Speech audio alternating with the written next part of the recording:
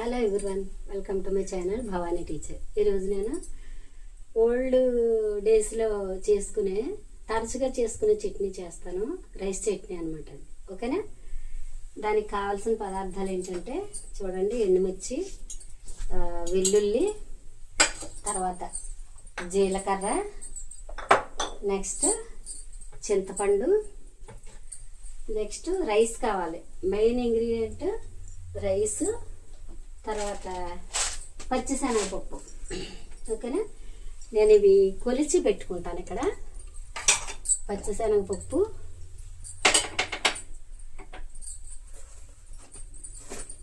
ఈ కప్పు మెజర్మెంట్తో చేస్తాను. ఓకేనా? ఒక కప్పు పచ్చిశనగపప్పు, తర్వాత ఒక కప్పు రైస్, ఓన్లీ రైస్. చూడండి, ఒక కప్పుడు రైస్ అన్నమాట. మనం తీసుకునేది ఫుల్ కప్. ఇవి దోశలు అవి చేయడానికి పెట్టిన రైస్ అన్నమాట. ఇది ఈ కప్పు రైస్ దీనిలో వేసుకుంటాను.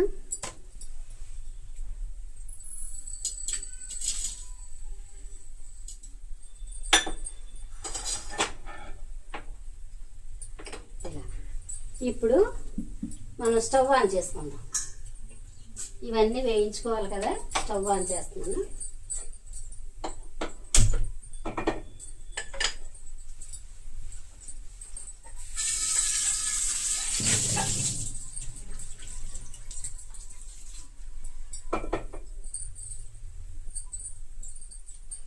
ఇది పాన్ బాగా వేడైన తర్వాత మనం ఫస్ట్ రైస్ వేయించేసి పక్కన పెట్టుకుందాం.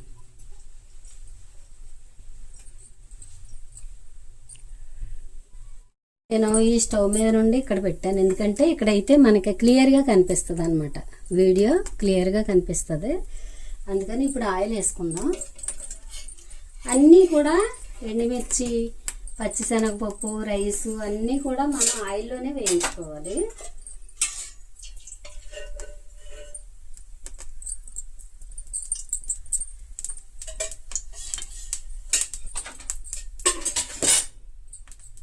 పూర్వపు రోజుల్లో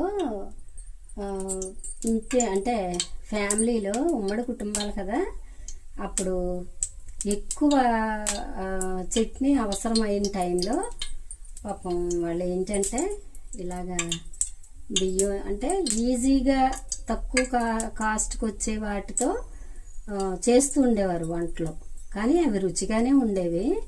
కానీ కాస్ట్ ఏది తక్కువగా ఉంటే దాంతో వంటకాలు బాగా చేసుకుంటూ ఉండేవారు అనమాట. అప్పట్లో అన్నీ పండించుకోవడాలే కదా, ధాన్యాలు అన్నీ కూడా. ముందు బియ్యం వేయించేసుకుందాం. ఇది బయట అయితే 2-3 రోజులు ఉంటుంది, ఫ్రిడ్జ్లో అయితే వారం రోజుల పైన ఉంటుంది. ఇదేంటంటే కొంచెం ఫ్లేమ్ తగ్గించుకొని బియ్యం పూర్తిగా అన్నీ వేగే వరకు వేయించుకుందాం. చూడండి, వేగిన ప్రతి బియ్యపు గింజ వైట్గా అవుతుంది కదా, మొత్తం బియ్యం అంతా కూడా అలాగే అవ్వాలి.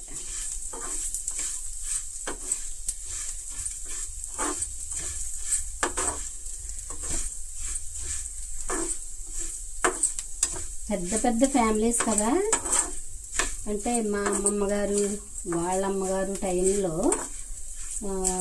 పిల్లలు ఎక్కువ, ఒక్కొక్కళ్ళ ఇంట్లో 15 మంది అలా పిల్లలు ఉండేవారట అప్పట్లో.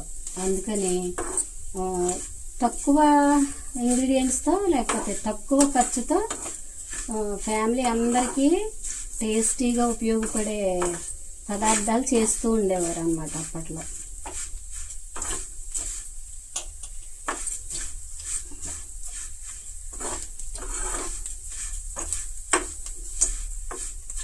ఇలాగా చక్కగా వేయించేసుకోవాలి. మొత్తం అన్నీ కూడా తెల్లగా వచ్చేలాగా వేయించుకోవాలి. బియ్యం సరిగ్గా వేగకపోయినా కానీ టేస్ట్ మారిపోద్ది. అన్నీ పూర్తిగా వేగాలి. పూర్తిగా వేగాక చూపిస్తాను. ఇలాగ మొత్తం అన్నీ కూడా చక్కగా వేగిపోయినాయి కదా. వీటిని నేను ఏదైనా ఒక ప్లేట్లోకి తీసి పెట్టుకుంటాను. తర్వాత మళ్ళీ మిగిలినవి వేయించుకుందాం.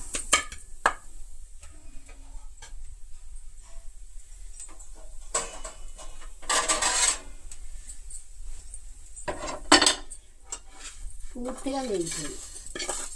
అసలు ఏ గింజ కూడా పచ్చిదనం లేదు, చాలా చక్కగా వేగిపోయింది.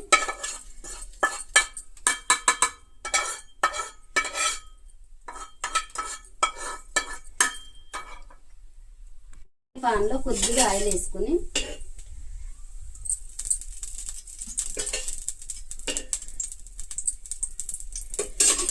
మనం తీసి పెట్టుకున్న పచ్చెనగపప్పు కూడా వేసేసుకుందాం. దీన్ని కూడా బాగా చక్కగా దోరగా వచ్చేలాగా వేయించుకోవాలి.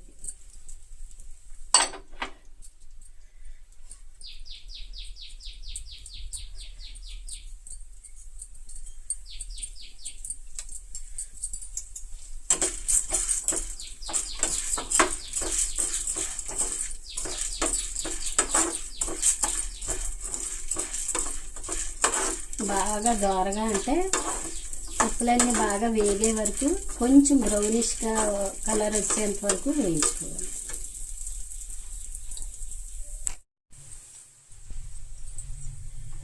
ఇది చూడండి పూర్తిగా వేగిపోయినాయి. చక్కగా దీన్ని కూడా తీసేస్తాను, దీనిలో వేసేస్తాను.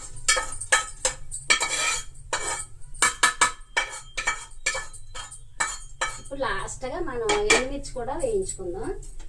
ఎండుమిర్చి నేను ఏం చేస్తానంటే ఈ తొడిమలతో సహా వేయించేస్తాను. అప్పుడు లాస్ట్ తొడిమలు విరిస్తే బాగుంటుంది అన్నమాట. అంటే మనకి ఈజీగా మాడిపోకుండా చక్కగా వేగుతాయి. దీనిలో కొద్దిగా ఆయిల్ ఉంది కదా, దాంతోనే వేయిస్తున్నాను. ఇంకా ఆయిల్ వేయాల్సిన అవసరం లేదు. కాకపోతే ఎండుమిర్చి కొంచెం ఇలాగ సిమ్లో పెట్టి వేయించుకుంటే మాడకుండా ఉంటుంది. ఇవి కూడా వేయించిన తర్వాత లాస్ట్ కొంచెం చింతపండు కూడా ఆయిల్లోనే వేయిస్తాను. ఎందుకంటే మనకి నిల్వ ఉండాలంటే ఇది చింతపండు పచ్చిది వేసుకోకూడదు. చూడండి, తర్వాత జీలకర్ర కూడా వేసేసుకుందాం. ఎండుమిర్చిలోనే మనం జీలకర్ర కూడా వేసేసుకుందాం.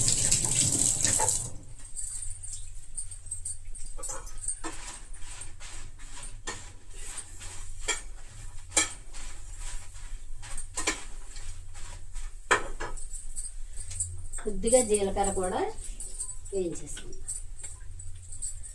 ఒక్క హాఫ్ స్పూన్ అంత జీలకర్ర వేసాను.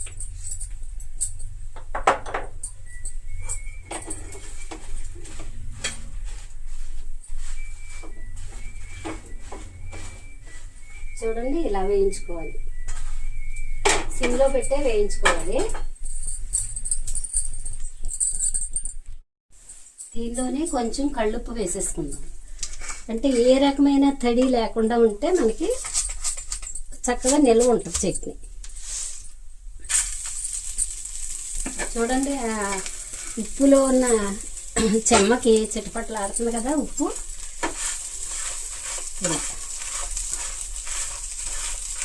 ఉప్పు, జీలకర్ర, చింతపండు, ఎండుమిర్చి వేయించేస్తున్నాను. సిమ్లోనే పెట్టాను. ఇప్పుడు మన జార్, మిక్సీ జార్ కూడా తడి లేకుండా చూసుకుని అప్పుడు మనం దీన్ని చట్నీ చేసుకోవాలి. కొంచెం వాటర్ వేయాల్సి వస్తే కొంచెం వేడి నీళ్ళు వేసుకుంటే సరిపోదు.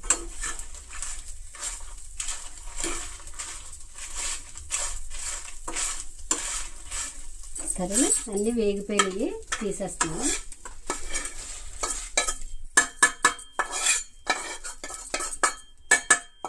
ఇప్పుడు పాన్ వేడిగా ఉంది కదా, దీనిలో కొద్దిగా నీళ్ళు వేసుకుందాం. చట్నీలో వేసుకోవడానికి కొంచెం నీళ్లు పోసి అట్టే పెట్టుకుంటే మనం పచ్చడి రుబ్బుకునేటప్పుడు వేసుకోవడానికి ఉపయోగపడుతుంది. ఓకే,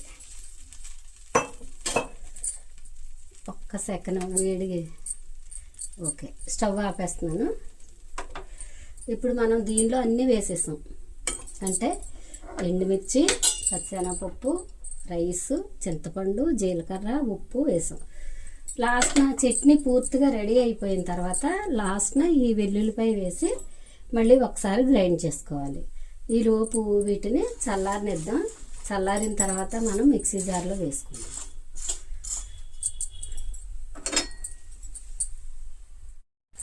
చూడండి, నేను తొడిమెలతో వేయించేస్తాను కదా, తొడిమెలు తీసేస్తున్నాను. తీసేసి మిక్సీ జార్లో వేసుకుందాం. మనం ఎండుమిర్చి కొంచెం ఎక్కువే వేసుకోవాలి. ఇది కొంచెం కారంగా ఉంటేనే బాగుంటుంది అన్నమాట.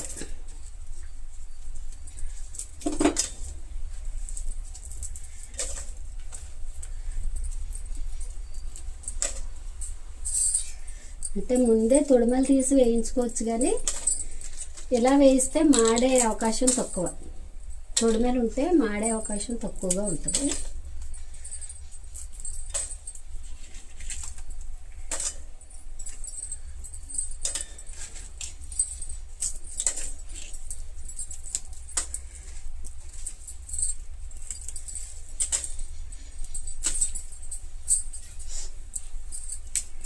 మొత్తం ఇవన్నీ వేసేసుకొని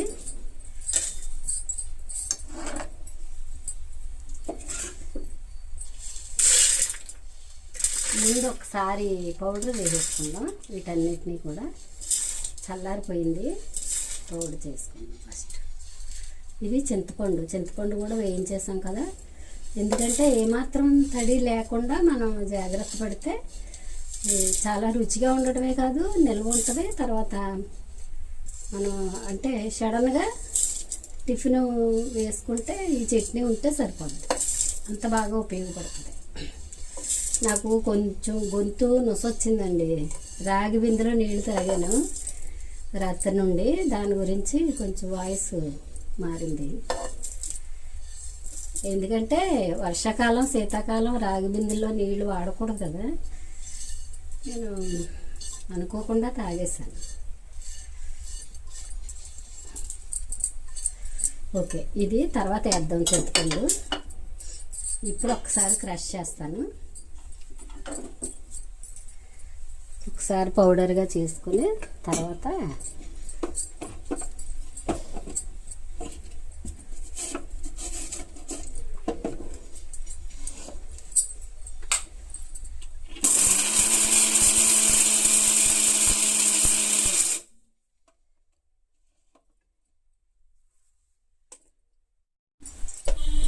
చూడండి, ఇలాగ అయిన తర్వాత మనం వేసుకున్న చింతపండు,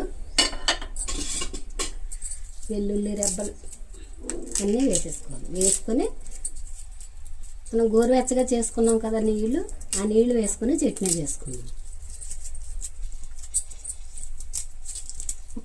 మీకు వీలైతే ఫుల్ వెల్లుల్లిపాయ ఒక గడ్డ వేసుకుంటే బాగుంటుంది.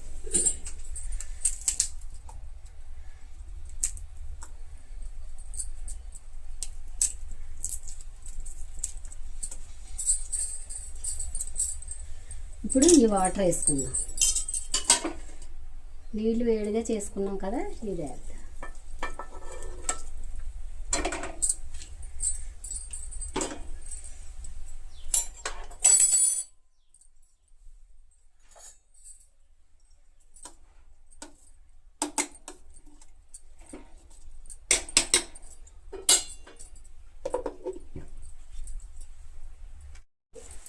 చూడండి, ఇలా తయారైంది కదా, దీన్ని ఇప్పుడు పోపు వేసుకుందాం.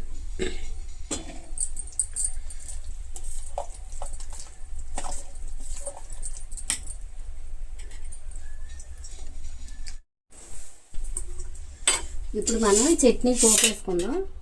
ఇది ఎలాగంటే ఇది నిలవ పచ్చడి కదా, నిలవ ఉంటుంది, ఒక వారం రోజులు నిల్వ ఉంటుంది. కాబట్టి అంతా ఒకేసారి వేసుకోకుండా, ఎంత చట్నీ మనం ఒక రోజులో తినలేం కదా, దీన్ని స్టోర్ చేసుకోవాలన్నమాట. ఇప్పుడు తాలింపు వేసుకుందాం. చూడండి, ఈ తాలింపుకి కొద్దిగా ఆవాలు, జీలకర్ర, ఎండుమిర్చి, కరివేపాకు.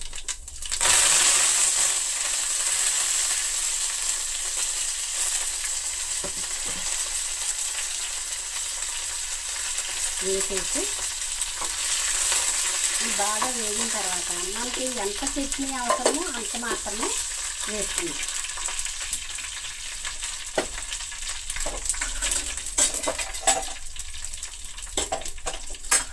చూడండి, తాలింపు వేగిపోయింది కదా.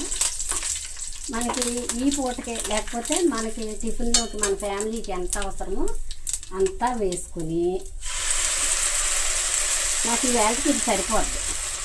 దీన్ని స్టోర్ చేసుకుంటాం అన్నమాట. మళ్ళీ మనకి అవసరమైనప్పుడు ఇలాగా చట్నీ తీసి చక్కగా ఇలా పోపు వేసుకుని టిఫిన్స్లోకి వాడుకోవచ్చు. ఓకేనా? ఇది ఓన్లీ టిఫిన్స్లోకే బాగుంటుందండి. ఓకేనా? స్టవ్ ఆపేస్తున్నాం. చాలా అంటే చాలా ఎమ్మీగా ఉండే రైస్ చట్నీ రెడీ. ఓకేనా? మనం ఎంత పలచగా కావాలంటే అంత, అప్పటికప్పుడు కాబట్టి కొంచెం వాటర్ వేసి పలచగా చేసుకోవచ్చు. ఓకే, దీన్ని మనం స్టోర్ చేసుకోవచ్చు. ఏదైనా ఒక కంటైనర్లో పెట్టుకుని ఫ్రిడ్జ్లో పెట్టుకుంటే చక్కగా వారం రోజుల పాటు మనం ఎప్పుడు కావాలంటే అప్పుడు చట్నీ చిక్కగా కావాలంటే ఇలా వేసుకోవచ్చు, లేదంటే కొంచెం వాటర్ వేసుకుని కలుపుకోవచ్చు. ఓకే, ఈ వీడియో నచ్చితే లైక్ చేయండి, షేర్ చేయండి, సబ్స్క్రైబ్ చేసుకోండి. Thank you for watching.